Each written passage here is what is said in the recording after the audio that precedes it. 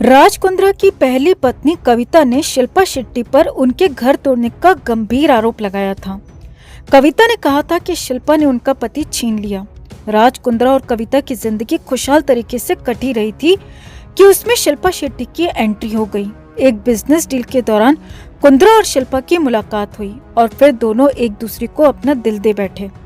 एक तरफ कविता प्रेग्नेंट हुई तो दूसरी तरफ कुंद्रा और शिल्पा की नजदीकियां बढ़ने लगी। अपनी प्रेग्नेंट बेबी को यूके में छोड़कर कुंद्रा मुंबई चले आए और यहाँ शिल्पा के साथ रहने लगी।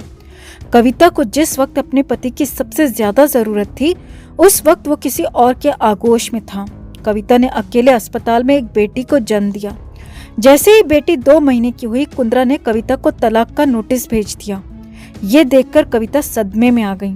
कविता ने अपना घर बचाने की तमाम कोशिशें की, लेकिन कुछ नहीं हो पाया। इसके बाद कविता ने आरोप लगाते हुए कहा कि शिल्पा ने उनका बसा बसाया घर तोड़ दिया। शिल्पा पर जब आरोप लगे तो उनके बचाव में कुंद्रा उतर आए। उल्टा कुंद्रा ने ही कविता को बदचलन बताते हुए कहा कि मेरी बीवी का चक्कर मेरे जीजा के साथ है। कुंद्रा ने इसके बाद कभी कविता और अपनी बेटी की तरफ मुड़कर नहीं देखा। शिल्पा ने भी इन सब बातों पर ध्यान नहीं दिया। कुंद्रा और शिल्पा ने शादी कर ली। कविता भी एक रईस परिवार की बेटी थी, इसीलिए वो अपनी बेटी को लेकर अपने पिता के पास चली गईं।